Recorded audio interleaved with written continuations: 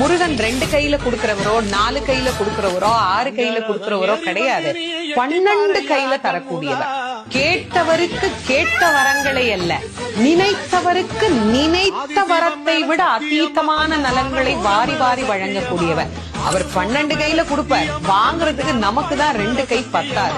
அப்பேற்பட்ட வள்ளலாக விளங்கக்கூடியவர் முருகப்பெருமான். அவர் வள்ளல்னா பக்கத்துல இருக்கிற அம்மா சும்மா கிடையாது, அவள் வள்ளி. இவர் 1 கொடுத்தா அந்த அம்மா 2 கொடுங்கன்னு வாழலாம். அப்படி கணவனும் மனைவியும் போட்டி போட்டுக்கிட்டு நமக்கு கொடுக்க தயாரா இருக்கிறாங்க. வாங்குவதற்கு நாம் என்ன செய்ய வேண்டும்? அவரை நினைக்கணும். எப்படி நினைக்கணும்? அரை நிமிஷமாவது நினைக்கணும்.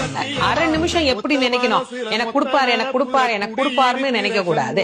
முருகப்பெருமானை உள்ளம் உருகி, அந்த உள்ளம் உருகுகிற போதே நமக்கு அப்படியே கண்களில் இருந்து ஆனந்த கண்ணீர் அப்படியே பெருகும். அந்த கண்ணீர்